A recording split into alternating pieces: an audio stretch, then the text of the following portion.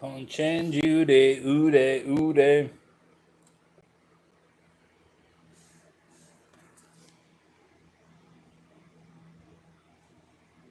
Son of a bitch.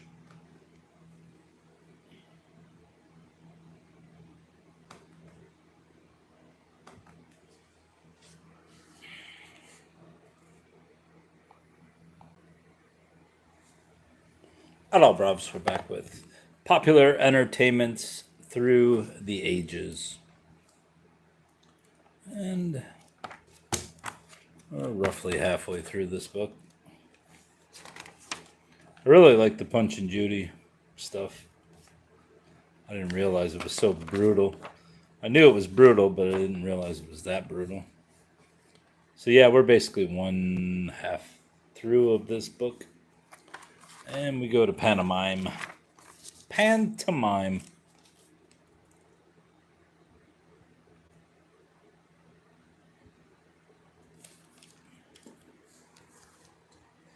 Let me get the chapter started.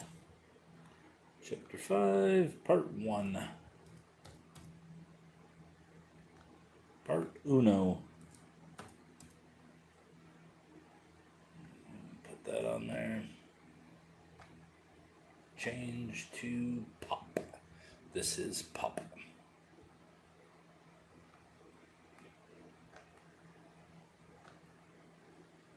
Select popular entertainments. Through the ages, bruv. Popular entertainments. There we go. That's saved. And we're ready to open the chat. What do we got, bruvs? Open chat. Come on. Load. Pantomime. 1.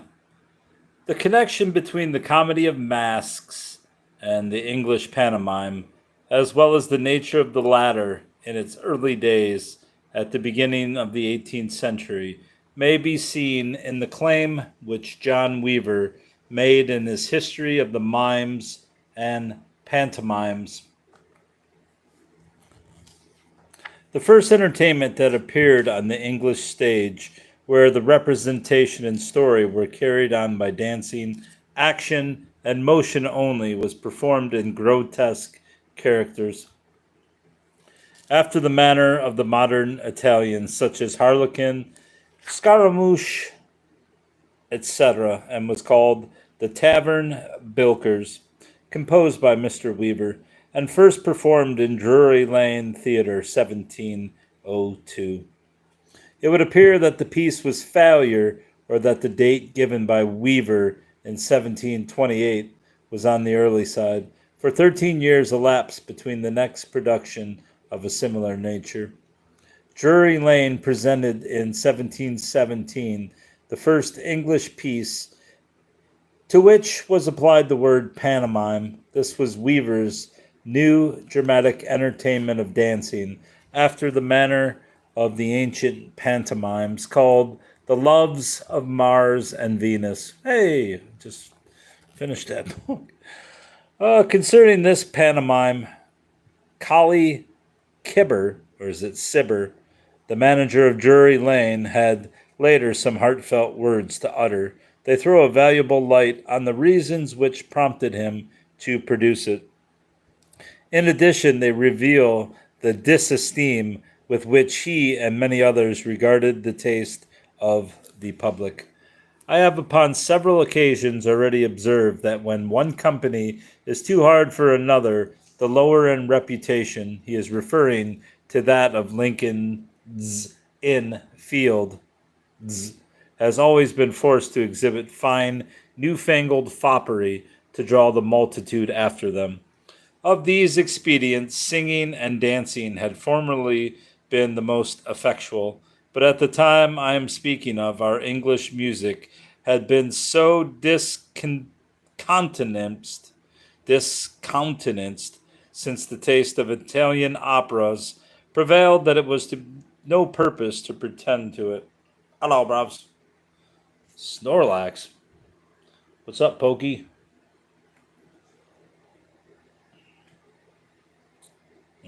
Where was I? Dancing, therefore, was now the only weight in the opposite scale, and as the new theater sometimes found their account in it, it could not be safe for us wholly to neglect it. I'm doing great. I'm reading a book on a Sunday night. Well, it's Monday morning now. To give even dancing, therefore, some improvement, and to make it something more than motion without meaning, the fable of Mars and Venus was formed into a connected presentation of dances and character, wherein the passions were so happily expressed, and the whole story so intelligibly told by a mute narration of gesture only, that even thinking spectators allowed it both a pleasing and a rational entertainment, though at the same time, from our distrust of its reception, we durst not venture to decorate it with any extraordinary expense of scenes or habits. But upon the success of this attempt, it was rightly concluded that if a visible expense in both were added to something of the same nature, it could not fail of drawing the town proportionately after it. From this original hint, then, but every way unequal to it, sprung forth that succession of monstrous medleys that have so long infested the stage, at which rose upon one another alternately at both houses, outvying in expense, like contending bribes on both sides at an election to secure a majority of the multitude. But so it is. Truth may complain, and merit murmur with what justice it may.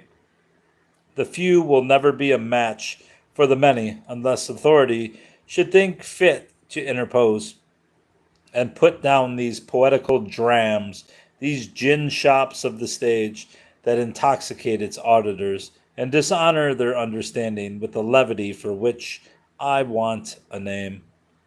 If I am asked, after condemning these fooleries myself, how I came to assent or continue my share of expense to them, I have no better excuse for my error than confessing it. I did it against my conscience, and had not virtue enough to starve.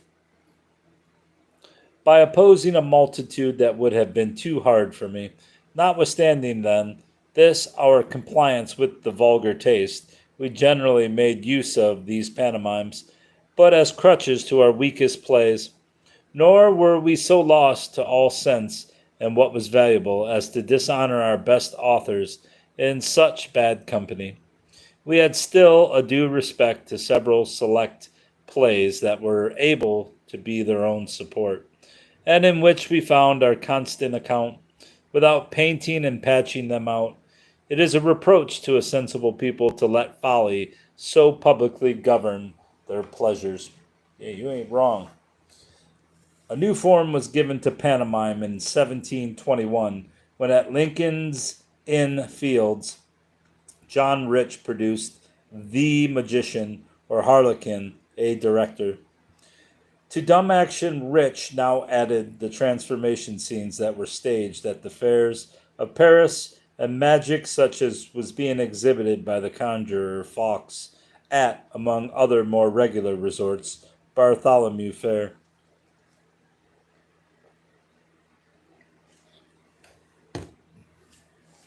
Rich's pantomimes consisted of two parts, one serious, the other comic. The first was based on a story from Ovid's Metamorphoses or some other mythological work. Probably intentionally, it was so dull that it afforded the magnificent background for the comic scenes which were performed between the three or more acts of the serious story.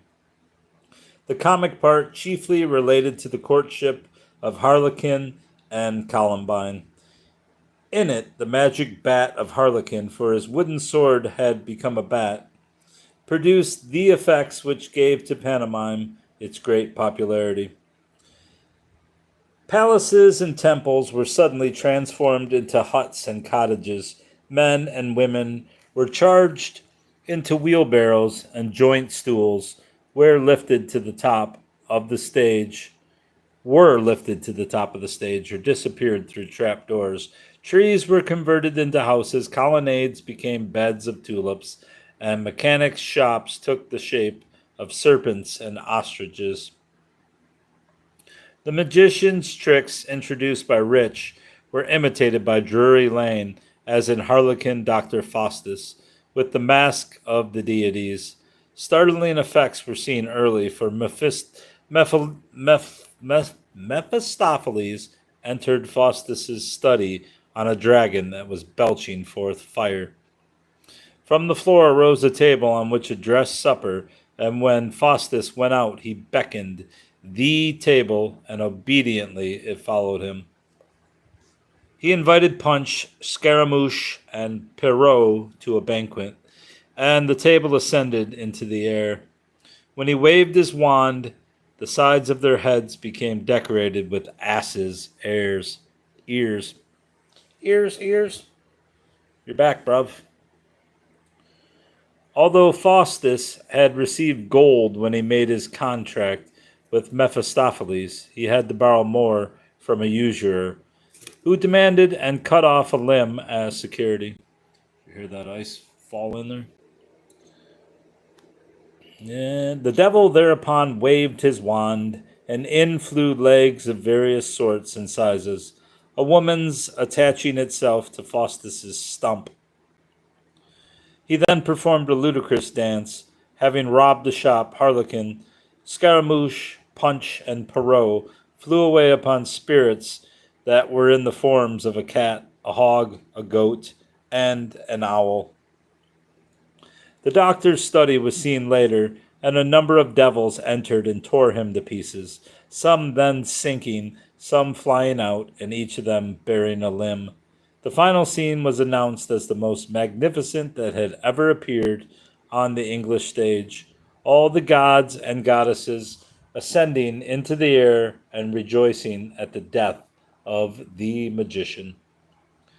The rape of Proserpine with the birth and adventures of Harlequin, which Rich produced in 1727, was written by Theobald, who shortly before this had severely criticized Pope's unsatisfactory edition of Shakespeare. For doing so, the poet mercilessly immortalized him in the Dunciad, which appeared soon after the pantomime. In this satire, he also attacked Colley Cibber. I'm going to say it's Cibber, I don't know what it is. And in a later edition, he dethroned Theobald from the most important place in the poem and awarded it to Cibber. Pope no more admired the new form of entertainment than he did the two important theatrical people who were doing so much to make it popular. In the Elysian shades, Pope's victim sees what dullness, and her sons admire.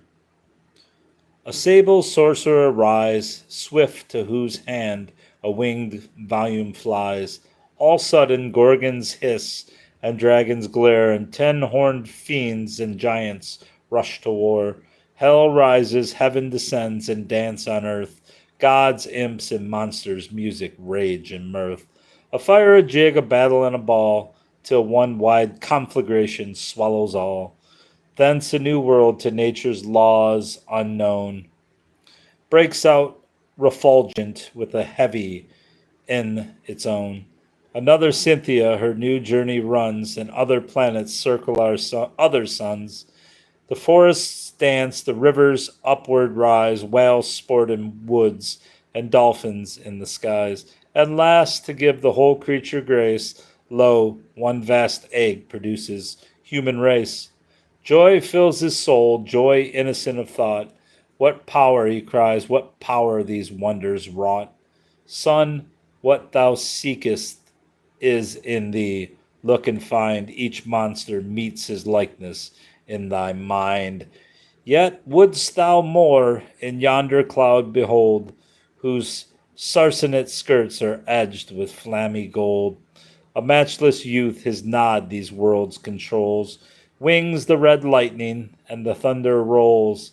Angel of dullness, sent to scatter round her magic charms over all unclassic ground. Yon stars, yon suns, he rears at pleasure higher, illumes their light and sets their flames on fire.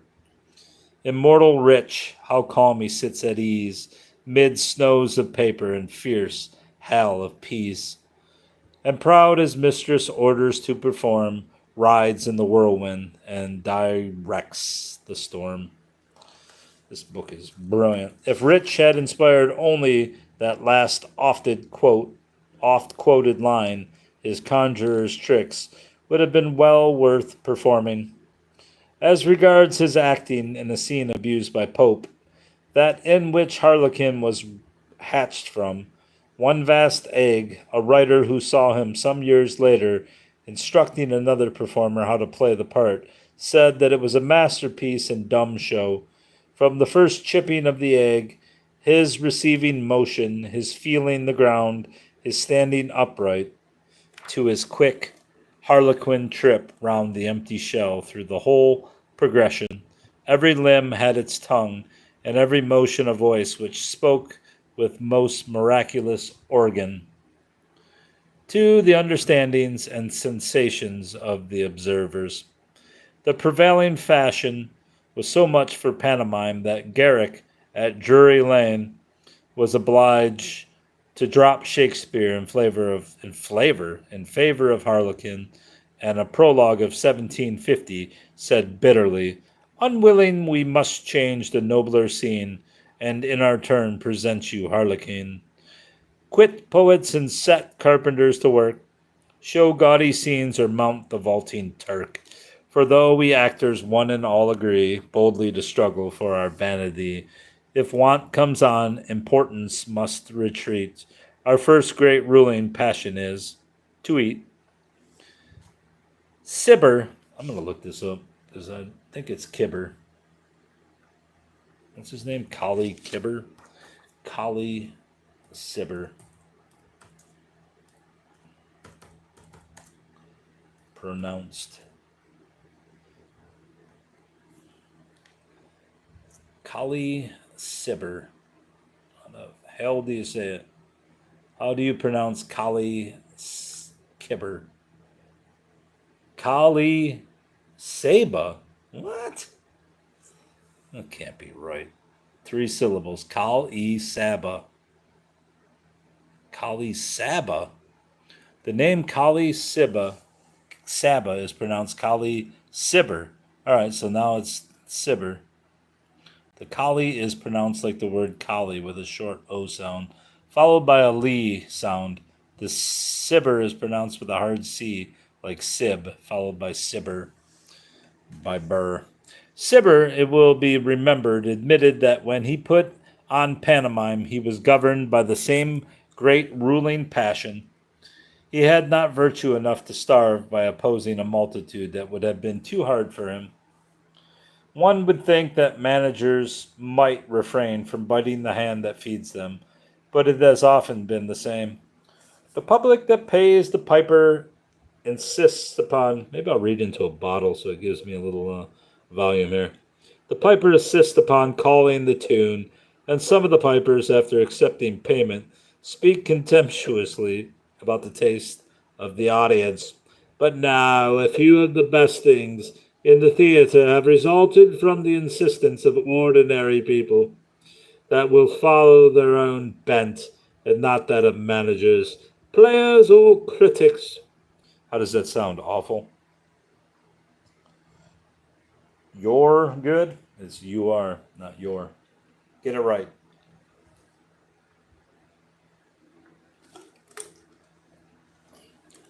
Let me put a napkin under this bastard. Oh, she. As Harlequin, Garrick secured the services of Henry Woodward, one of the best actors who ever filled the role, and a master of the art of posing in different positions to indicate the presence of the various passions. He also wrote for Garrick a number of successful pantomimes, notably the fairy tale Queen Mab. In 1758, he went as a manager to Dublin, returning a few years later to Covent Garden, not Drury Lane. And in the year that he left, a famous recruit joined the theater in the person of Giuseppe Grimaldi, an Italian actor who had originally appeared at the fairs of Italy and France. Dyslexia. We all have dyslexia and mental illness and everything. No excuses. Do it. Covent Garden Harlequinade, about 1770. What the hell's going on there?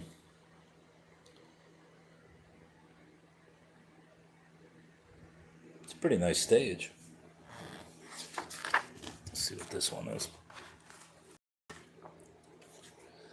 A pantomime rehearsal about 1900. Look at those crazy ass things.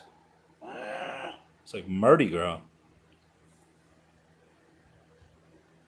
All right. The piece in which he made his debut at Drury Lane was a pantomimic, or is it pantomimic?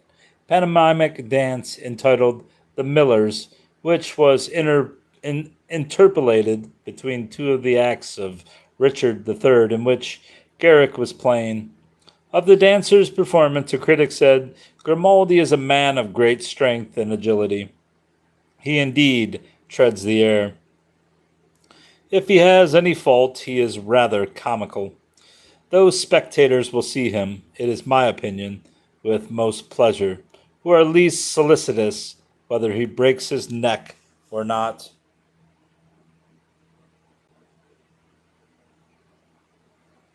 Right. He continued at Drury Lane under Garrick, and after him, filling such varied roles as maitre d' ballet dancer, harlequin, pantaloon, and clown, was also for a time maitre d' ballet at Astley's and Sadler's Wells, and at the last mentioned theater he acted in several pantomimes. When Woodward left Drury Lane, Garrick took his place, to the extent of putting on Harlequin's Invasion, which he had already written for performance at Bartholomew Fair. It was at the fair, incidentally, that on presenting his money at the entrance to a theatrical booth, Garrick was told, "We never takes money of one another." Harlequin's Invasion is notable as being a speaking pantomime, that is, the characters, as in the early comedy of Masks, where they originated, had the use of their tongues. When it was revived in the following century under a new name, Hazlitt said, "It is called a speaking pantomime. We had rather it had said nothing. It is better to act folly than to talk it." Garrick himself, on a revival of the piece after the death of Rich, which took place in 1761, thought it necessary to apologize for endowing Harlequin with the power of speech, and he took the opportunity to pay this compliment to the great Harlequin. "'Tis wrong, the wits will say, to give the fool a tongue, when Lun appeared with matchless art and whim. He gave the power of speech to every limb, though masked and mute, conveyed his quick intent, and told in frolic gesture what he meant. The use of speech unaccompanied by music was the monopoly of Drury Lane, Covent Garden, and the Haymarket. That they did not, as a rule, utilize their privilege in pantomimes, as was done in Harlequin's Invasion, was not, therefore, because dumbness was forced upon them by the Act of Parliament, but because the public preferred to have it so. Pantomime was being played at Sadler's Wells and other music houses, but it was being done against the terms of their license. Before the end of the century, however, Del Pini, the clown in the royalty pantomime, exclaimed without a musical accompaniment, "Roast beef!" This gave the patent theaters the chance for which they had been waiting. They caused the manager to be taken in front of the magistrates. He was discharged. They secured the dismissal and fining of the magistrates. The upshot of it all was that licenses were given to Sadler's Wells, the Royalty, Astley's, Amphitheater, and the Royal Circus for the performance of singing, dancing, pantomime, and music. The license extended from Easter Monday to the middle of September. Speech unaccompanied by music was forbidden them until well into the 19th century. Speech unaccompanied by music. So you couldn't speak on the stage unless you had music. The actors, however, managed to get along excellently by chanting or singing the occasional words, which were sometimes too silly to be spoken. 2. The outstanding figure in pantomime during the first 3 decades of the 19th century was Joseph Grimaldi. When the famous clown spoke his farewell address at Drury Lane in 1828, he was worn out prematurely by the exertions of over 40 years, having taken part in pantomime since before he was 3 years old. But born in 1779, his father was Giuseppe Grimaldi. The boy made his debut at Sadler's Wells by playing the monkey to the other's clown. In the Drury Lane pantomime of Harlequin Jr., or the Magic Cestus, a few years later he represented a demon. Clown, played by his father, underwent some striking transformations. He entered a hothouse and was changed into a large watermelon, and in another scene, metamorphosed into a goose. His affected airs in displaying his tail in the peacock style, says a note in the memoirs of Joseph Grimaldi, which were edited by Dickens, set the house in roars of laughter. Roar. The Covent Garden production of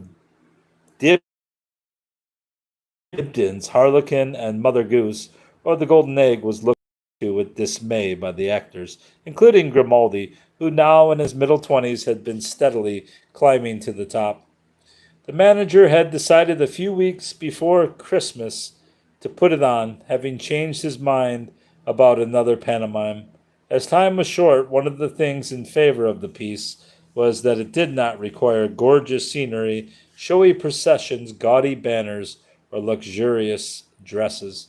The absence of these usual attractions perturbed the players, although in reality it gave them the chance of a lifetime, especially the principals, for on Bologna, or is it Bologna?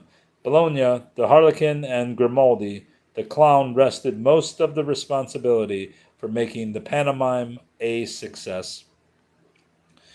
Their talents were more than equal to the demand, and the pantomime, which was frequently revived, brought the managers a fortune of some £20,000. Grimaldi began as Squire Bugle, who tries to win for himself the sweetheart of a young man.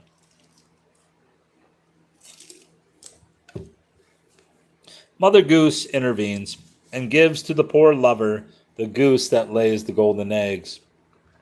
Greedily, the girl's father demands that the goose shall be cut open.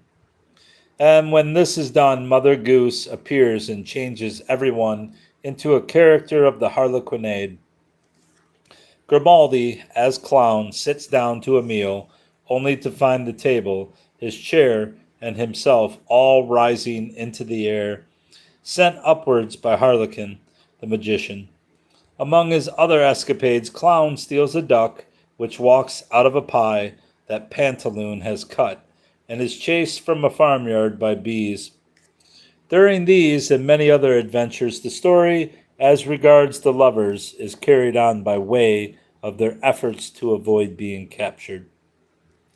Mother Goose transforms them all back to their original shapes, and the pantomime ends happily.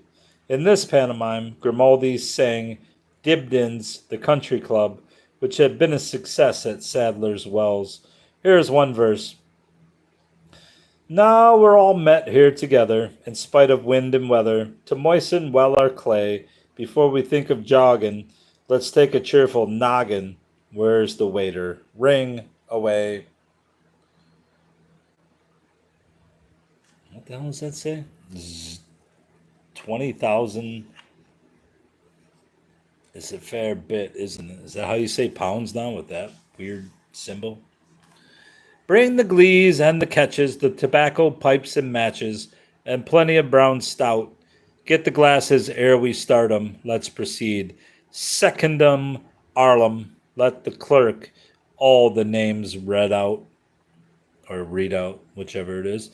Gentlemen of the Quizzical Society, please, to answer to your names. Farmer Scriggins. Why I be here, Dr. Horseleech. Here, Parson Paunch. Here, Tailor It. Here, at last, are you all assembled? All. So here's to you, Mr. Wiggins. Here's to you, Master Figgins. So put the beer about. Mother Goose established Grimaldi as the most important pantomime actor and clown as the principal character. In great part, it was Grimaldi who devised the eccentric attire still worn by clown, a sort of blending of the costumes of the French Perrault and the old English jester. The flowered face and the white dress of Perrault were used as a background for variegated spots, stars, and patches. Before dealing with other pantomimes in which he played, it may be as well to indicate his general style of acting, so that a vivid picture of the productions may be present in the mind's eye. The following paragraph by a contemporary gives us an idea of what he looked like. His eyes, large, globular, or is that globular? Globular and sparkling, rolled in a riot of joy, his mouth capacious, and as if endowed with a never-ending power of extension, seemed fitted to express every physical enjoyment or disgust. His nose, but who can portray that mobile proboscis, its contortions, its twistings, now lateral, now upwards, now downwards, now broadening, now contracting, as disdain, anger, fear, or joy worked in his grinning countenance. Grimaldi's nose, we think we see him now, screwing it on one side, his eyes neatly closed, though twinkling forth his rapture, and his tongue vibrating in his capacious mouth in the very fullness of enjoyment. His chin, too, he had a power of lowering, we will not say to what button of the waistcoat, but the drop was an alarming one. This is not Gnostic. No. It is about the pantomime. It's about entertainment through the ages, as you can see, Brobs. And this is just the pantomime portion of it. I mean, the hell is Gnostic anyway? Grimaldi was more than the best clown. He was one of the finest actors of his time. Said one who saw him, Grimaldi, besides being the clown of clowns, possessed qualities of byplay, pantomime, or dumb action, which placed him on a far higher grade. It was in this respect that John Kemble used to declare him to be the finest pantomimist and low comedian in the world, with the single exception of the byplay of Edmund Kean. Nothing comparable to that of Grimaldi had ever been seen on the British stage. It was in the art of subtle and graceful gesticulation that John Kemble took private lessons of Grimaldi, as did Lord Petersham and other noblemen and gentlemen of the court. I once saw Grimaldi on a benefit night give the dagger scene in Macbeth. It was a darkened scene introduced in a pantomime, and he was in his clown's dress, notwithstanding which, and he only made audibly a few elocutionary sounds of a few of the words. A dead silence pervaded the whole house, and I was not the only boy that trembled. At another time he commanded a regiment with such an air of hauteur and in such unintelligible tones that a private message was sent from the mess room of the Horse Guards to the manager of Covent Garden, threatening the withdrawal of patronage if Mr. Grimaldi was permitted to continue his damned, I'm guessing that's damned, his damned infernal foolery. One more. During the first week of a new Christmas pantomime, he sang in a trio entitled An Oyster Crossed in Love. He sat on the stage, close down to the lamps between a cod's head and a huge oyster, the bass which opened and shut its valves with precision, and all the children visible in the front rows of the boxes shed tears as they gazed on Grimaldi's woeful countenance, his ridiculous yet excessive sorrow making its way palpably through all the grotesque paint.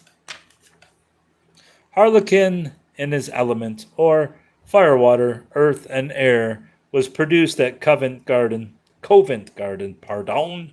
The characters in the opening scene were Ignacio, the spirit of fire, Aquina, the fury of the fountain, Aurino, the genius of air, Terina, the spirit of earth, Harlequin, Columbine, Sir Amoroso, sordid, Columbine's guardian, and Gabby Grin, Sordid's footman, who was played by Grimaldi.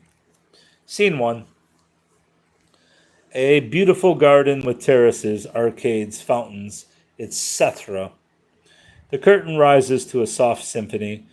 Aurino is seen descending on a light cloud. He approaches a fountain in the center of the garden and begins the following duet. Aurino. Aquina, fountain fairy, the genius of the air, invites thee here, from springs so clear with love to banish care. Aquina, rising from the fountain. Aquina. Aurino, airy charmer, behold thy nymph appear. What peril can alarm her when thou, my love, art near? Terina rises from the earth and addresses the other two. Terina. Why rudely trample thus on Mother Earth? Fairies, ye know this ground's my right by birth. These pranks I'll punish, water shall not rise. Above her level, air shall keep the skies.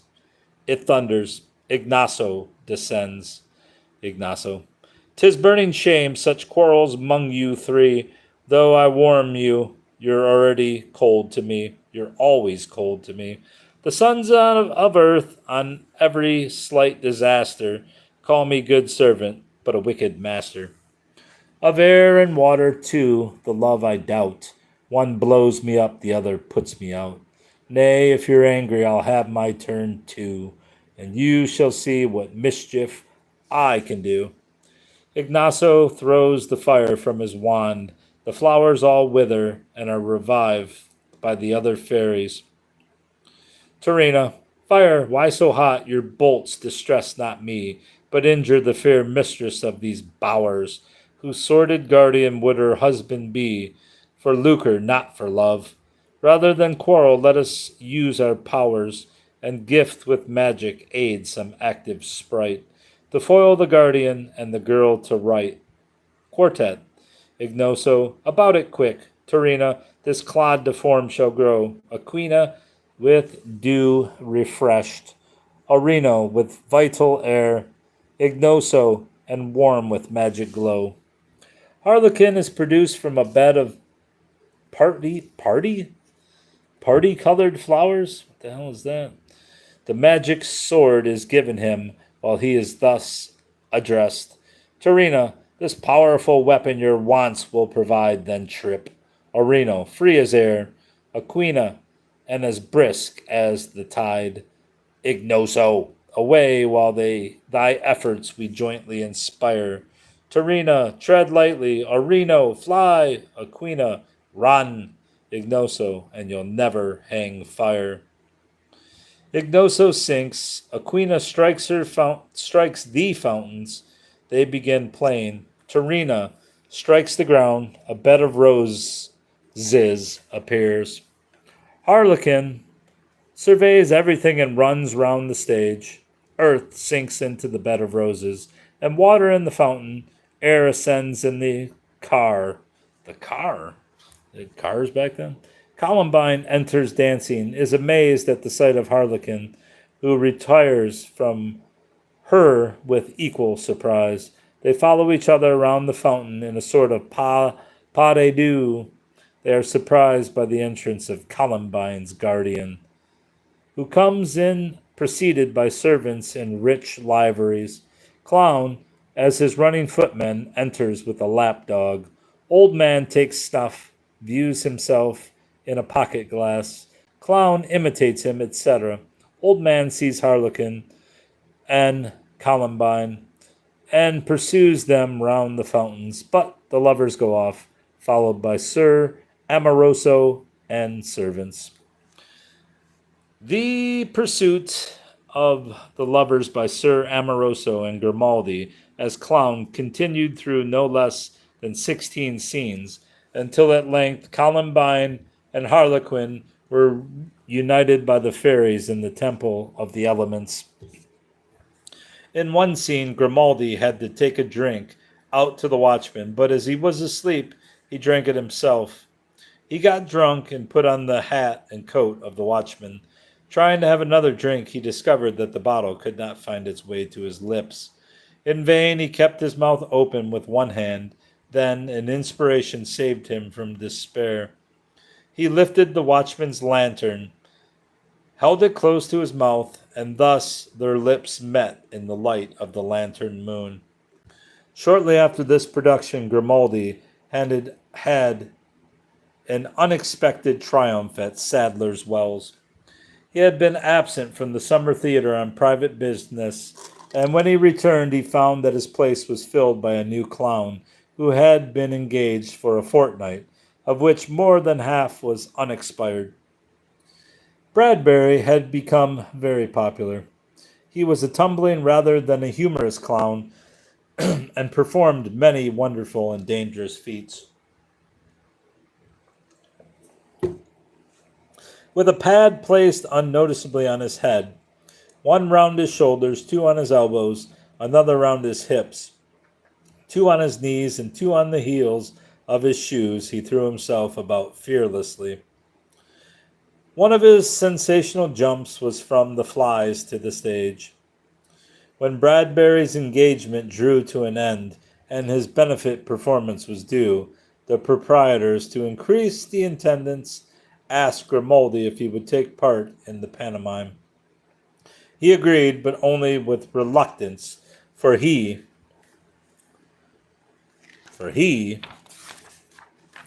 modestly feared the consequence of appearing on the same stage as a rival who had secured such a striking degree of popularity. This is Hot Codlings, Grimaldi's famous song. Hot Codlings. All right. And this, Grimaldi Shops by George Cruikshank. He sure does. Grimaldi and Mother Goose. That's what a clown looked like then. Looks like an Indian warrior with that mohawk looking thing going on. The last song by George Cruikshank. Is that Grimaldi? Kind of looks like him. All right. The arrangement was that Bradbury would be clown for the first three scenes. Grimaldi would follow him for an equal number, and then the piece would be closed by Bradbury. As the public had taken so much to Bradbury's daring style, Grimaldi imagined that his own mode of acting, vigorous yet not threatening, to lead to that disaster which the spectator likes to feel impending, had gone out of favor. No sooner, however, had his nose appeared at the wing than the whole house shook with applause. His three scenes were a triumph.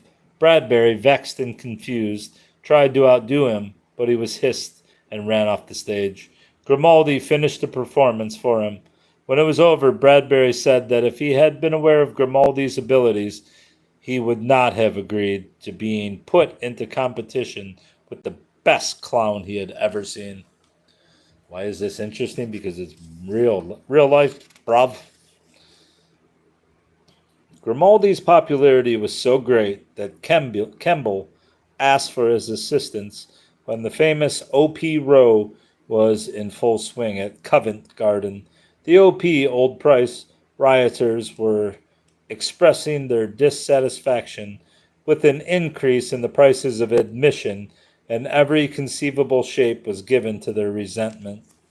One man brought a watchman's rattle, another was armed with a dustman's bell, and a party of 3 or 4 brought live pigs and pinched them at appropriate parts of the performance. The rioters showed placards in every part of the house, and a large coffin was exhibited with the inscription, "Here lies the body of New Prices, who died of the whooping cough, September 23rd, 1809, age 6 days."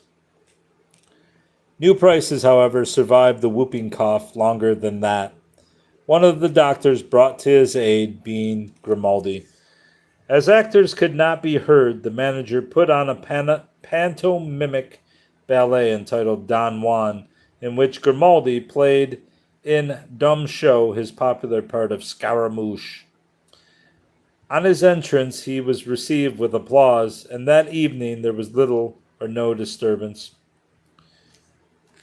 But not even Grimaldi could prevent the uproar for long. The same piece was played the following evening amid a greater din than ever. Not long afterwards, the prices were lowered. Kemble offered an apology from the stage, and a placard was hoisted in the pit, bearing the words, "We are satisfied."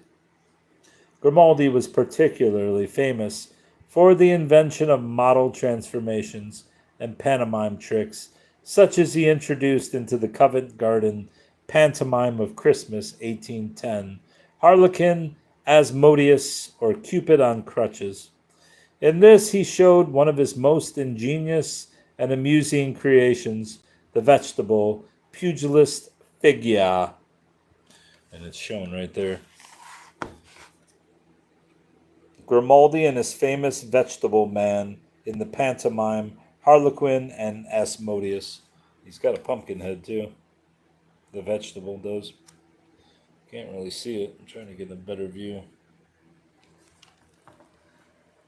Can't really see the pumpkin, bruv. There you can see it from that angle.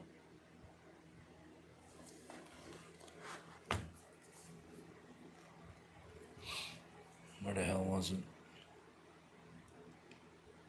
He built it up out of a cabbage, turnips, carrots, parsnips, and radishes, and coming to life, it challenged him to fight and drove him off the stage. In Harlequin and the Red Dwarf at Covent Garden, he transformed himself into a hussar by donning a pair of red pantaloons, putting on as boots 2 coal scuttles, the heels of which he formed of real horseshoes, providing spurs by means of jack chains and large brass dishes, using a bearskin as a pelisse, I don't know what it is, a muff as a cap, and a black tippet as beard, side whiskers and moustache. From a clothes basket, 2 broom handles, a cheese rolling pin, and an umbrella, all of which he purloined. He constructed a carriage that would have puzzled Long Acre coachmasters to build.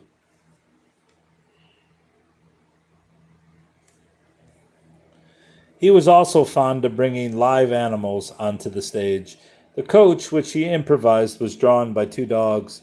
In a hunting scene in another pantomime, he appeared with a long peaked cap and a wagoner's whip on a great cart horse. It was by no choice of his own that when he arrived at a Birmingham theater to take part in a benefit performance and asked for some properties, the manager sent to the market for a small pig, a goose, and 2 ducks, all alive. He accepted them with many thanks and arranged that Pantaloon and Columbine should come in as though they had just returned from shopping, and that he himself, as clown and their servant, should follow with their purchases. On his back he carried a basket full of carrots and turnips. In each pocket was a duck with its head hanging out. Under one arm was a goose, and under the other was a pig. He was received with roars of laughter. Live animals and imitations were popular at this time in pantomimes, pantomimes. The hell, how I don't know, pantomimes, I guess, and in parodying Coleridge, rejected addresses referred to both types. Amid the freaks that modern fashion sanctions, it grieves me much to see live animals brought on the stage. Grimaldi has his rabbit, Laurent his cat, and Bradbury his pig. Fie on such tricks! Johnson, the machinist, a former Drury, imitated life quite to the life. The elephant in Bluebeard, stuffed by his hand, wound round his lithe proboscis as spruce as he, who roared in Padmanabha, whatever the hell that means. Harlequin and Padmanabha was the Covent Garden pantomime mentioned in the last line. The machinist of Drury Lane clandestinely witnessed a rehearsal of the piece, and a friend remarked that the live elephant would beat Drury Lane hollow. The machinist replied, I should be sorry if I could not make a better elephant than that. Grimaldi's most popular songs were Hot Codlings and Tippity Witchet, both of which outlasted him by many years. In the singing of these, great deal of the effect was secured by Grimaldi's wonderful facial expression and general presentation of the song. In Tippity Wicket, this was particularly the case, for the raison d'etre of the song would seem to have been the offering of opportunities for acting. Each of the first four verses told a tale of woe, and Grimaldi finished them respectively by staggering, sneezing, yawning, and crying. And then he sang the last verse, I'm not in the mood for crying. Cares the silly calf. If to get fat you're trying, the only way is to laugh. So he laughed. He first sang Hot Codlings in 1819 in a Sadler's Wells pantomime. It is one of the most famous songs which has ever been called for by an enthusiastic audience. One may therefore venture, without analyzing it minutely, to notice two or three of the probable reasons for its popularity, always bearing in mind the fact that we are concerned with the spirit rather than the literary form of the song. Like the best of the old minstrel ballads, it told a story that was full of action. It dealt with real life and did not entice people who were born in crowded streets, were brought up in them, and were actually living in them, to sing in a comatose manner of their home in Tennessee. Gallery boys were not inveigled by it into singing of their amorous adventures, as the Sheik of Arabia, who crept into tents at night, and seemed to think that this was something to boast of, or to go to the other extreme in the realm of love, into proclaiming in song their anemic yearning to be kissed by the sweetheart with whom they were dancing the kiss waltz.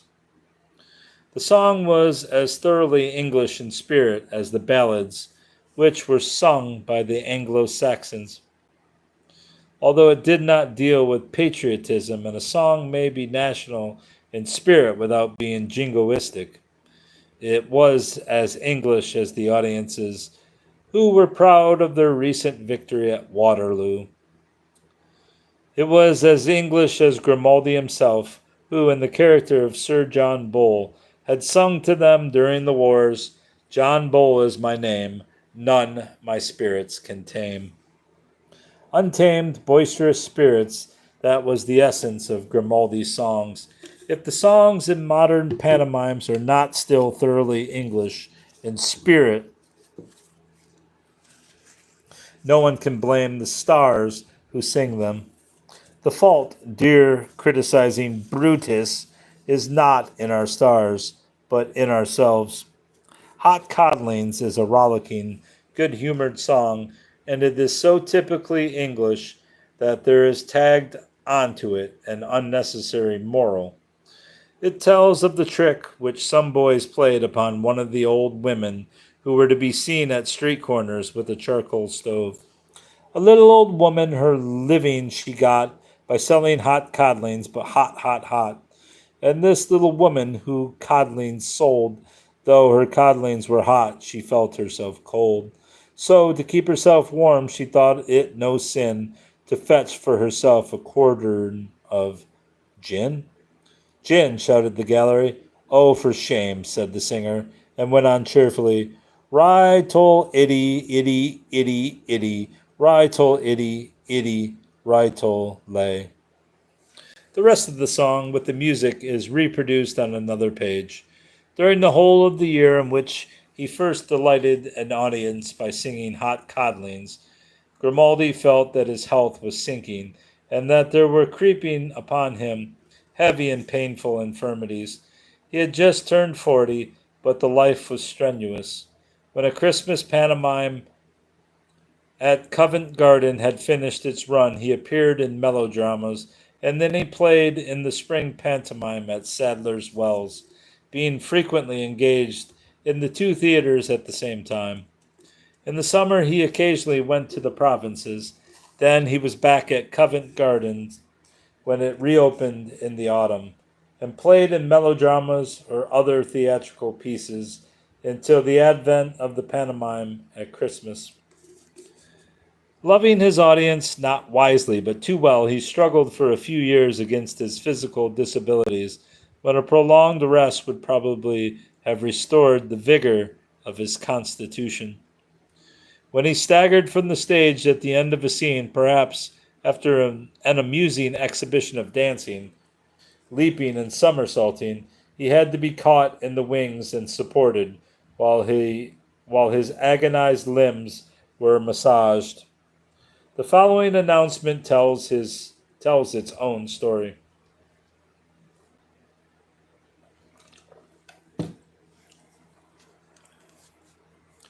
Yeah, but a long time ago. Sadler's Wells. Mr. Grimaldi's night and last appearance at this theater. The hell is this, a bug? The fuck are you doing? Get the fuck out of my life, dude. Why are you doing this? Who is this little bastard? Last appearance at this theater, Monday, March 17th, 1828. It is most respectfully announced that Mr. Grimaldi, from severe and incessant indisposition, which has oppressed him upwards of 4 years, and continues without any hope of amelioration, finds himself compelled to quit the profession in which, from almost infancy, he has been honored with as great a share of patronage and indulgence as ever fell to the lot of any candidate for public favor. Nor can he quit a theater where his labors commenced and were for so many years sanctioned without attempting the honor of personally expressing his gratitude. And however inadequate he may prove to paint the sincerity of his feelings, it is his intention to offer an address of thanks to his friends and patrons and conclude his services with the painful duty of bidding them farewell. Then followed details of the various items in the program. Grimaldi taking the small part of Hock, a drunken prisoner in the romance Sixes or the Fiend. He played the part with considerable difficulty, but was greatly encouraged by the reception accorded to him by his many friends in the crowded house. His farewell at Sadler's Wells was followed 3 months later by his final appearance at Covent Garden. Again, to a crowded house, he played clown in one scene of Harlequin hoax, which formed part of the program. He found it necessary to play the part seated in a chair. He sang hot codlings. Then later, in his own clothes, he advanced to the footlights and delivered the following speech, which had been written for him by warm-hearted Thomas Hood. Ladies and gentlemen, in putting off the clown's garment, allow me to drop also the clown's taciturnity and address you in a few parting sentences. I entered early on this course of life and leave it prematurely. 48 years only have passed over my head, but I am going as fast down the hill of life as that older Joe, John Anderson. Like vaulting ambition, I have overleaped myself and pay the penalty in an advanced old age. If I now any aptitude for tumbling, it is through bodily infirmity, for I am worse on my feet than I used to be on my head. It is 4 years since I jumped my last jump, filched my last oyster, boiled my last sausage, and set in for retirement. Not quite so well provided for, I must acknowledge, as in the days of my clownship, for then, I dare say some of you remember, I used to have a fowl in one pocket and sauce for it in the other. Tonight has seen me assume the motley for a short time. It clung to my skin as I took it off, and the old cap and bells rang mournfully as I quitted them forever. With the same respectful feelings as ever do I find myself in your presence, in the presence of my last audience, this kindly assemblage so happily contradicting the adage that a favorite has no friends, for the benevolence that brought you hither. Accept, ladies and gentlemen, my warmest and most grateful thanks, and believe that of one and all Joseph Grimaldi takes a double leave, with a farewell on his lips and a tear in his eyes. Farewell, that you and yours may ever enjoy that greatest earthly good, health, is the sincere wish of your faithful and obliged servant. God bless you all.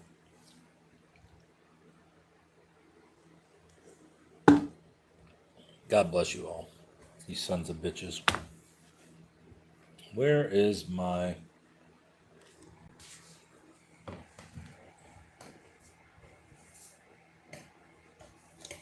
bookmark? That's about halfway through this chapter. So I will stop there.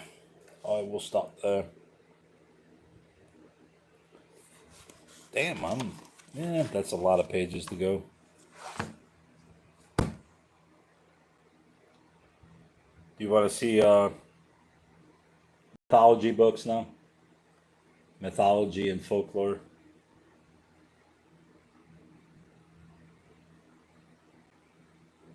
Allow. Before I get off this forum, Kali Sibber. Little Kali Sibber.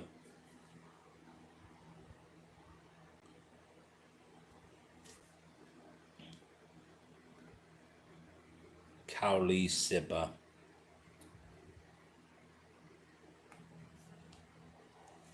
All right. Move this out of the way so I don't stumble and fall. Phone charger. Puzzles, be gone.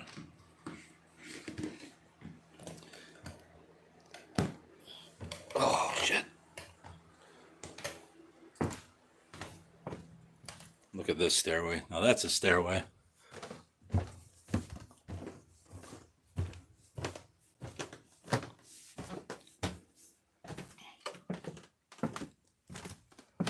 Damn, it's hot up here. Here starts the books. This one, A Handbook of Greek Mythology. Dawn of the Gods, the Two Eyes of the Earth. Art and Ritual Kingship between Rome and Sasanian Iran. What the hell is this one? The Concealed Wisdom in World Mythology. Greek Gods and Heroes. Greek legends and stories, who's who in Greek and Roman mythology, Greek myths, the Trojan War, tales of Greek heroes, songs. The hell does it say? Songs? Oh, songs on bronze. Whew, it's hot up here.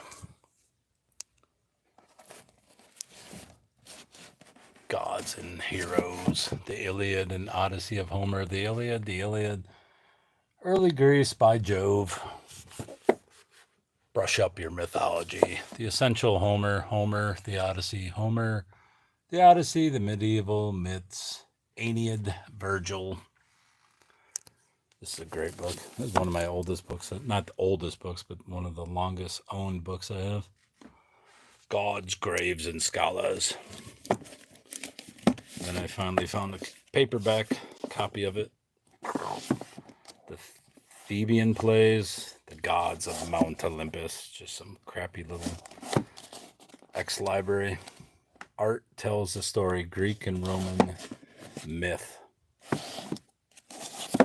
Classic myths. Legends of Paul Bunyan. Classical mythology. See, I'm already sweating like a son of a bitch. It's supposed to be cool tomorrow. The Fantastic Imagination. An anthology of high fantasy. I guess this shouldn't really be in here, should it? Probably not. The Saga of the Volsungs. Children of Ash and Elm. The history of the Vikings. The Norse myths. Viking spirit. Queen Emma and the Vikings. Norse mythology by Gaiman. Gaiman again. Myths of the Norsemen. Jesus Christ, I'm going to pass out. It's so hot up here. Whew. The Norse myths. Banbury Cross and Rhyme. All right. I'm not going to go through everyone because I'm going to die up here if I do.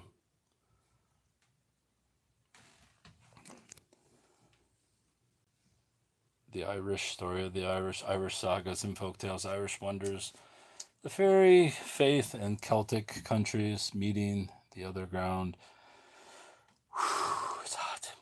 Irish folk and fairy tales, Irish tales of terror, the Pink Fairy Book, King of the Celts, the Celtic Twilight, Women of the Celts, Fire in the Head, Celtic fairy tales, Celtic wisdom, Celtic consciousness, Deidre, a Celtic legend, other people's myths, rhymes for the irreverent, Shen of the Sea, Chinese fairy tales,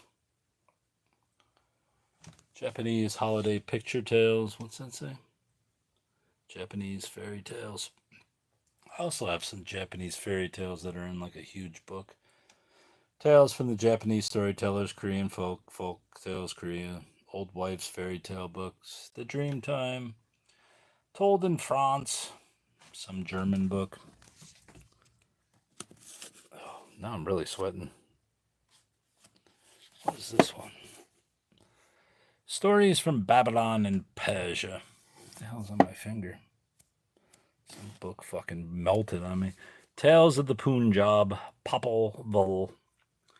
Treasure of the Sangre de Cristos. Fairies, fairest of all. Those famous fairy tales, what really happened. Folk and fairy tales. The world's best fairy tales. First fairy tales. Best love folk tales. World tales, blah, blah, blah, blah. Heroes and fairies. This is a great one. Can't remember where I found this one. 1907. Dude, my arm is so sweaty right now.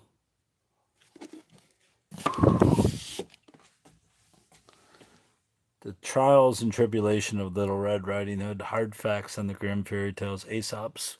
What's this? What does this say? 12 Fables of Aesop. Hans Christian Andersen, Grimm's, Michigan Folk Life, Rita, Snow White, Pissing in the Snow, Ozark Folktales, Pop Goes the Weasel, Adventures of the Negro Cowboys, Black Folk Tales, The Days When the Animals Talk, which is more Black Folk Tales, Legends and Lore of Southern Illinois. This is another good book. California Fairy Tales. It's kind of a hard to find book. Don't remember where I got it. The Folk Tale, The Study of American Folklore. Fantastic Worlds, Folklore in America. American Folklore, Our Living Traditions. The Lilac Fairy book. That might probably go up here with this one. Probably written by the same author, Tis.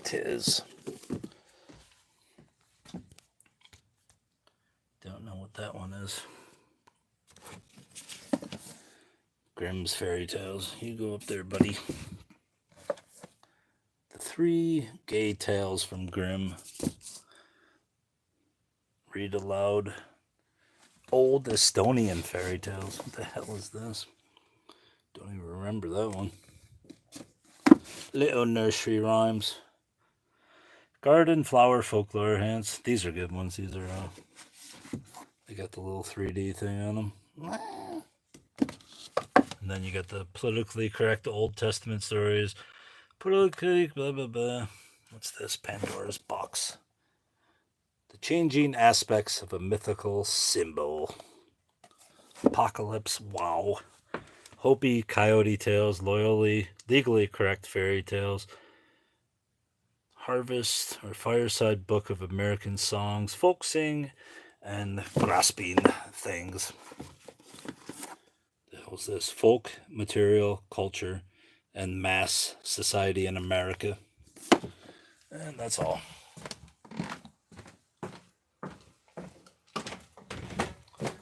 Oh, God damn, it's hot up there.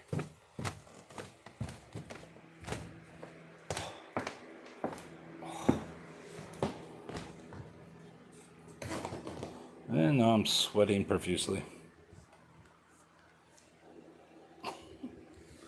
Glistening.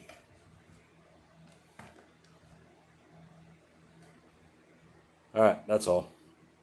I'm done. Peace out. Goodbye, bruv.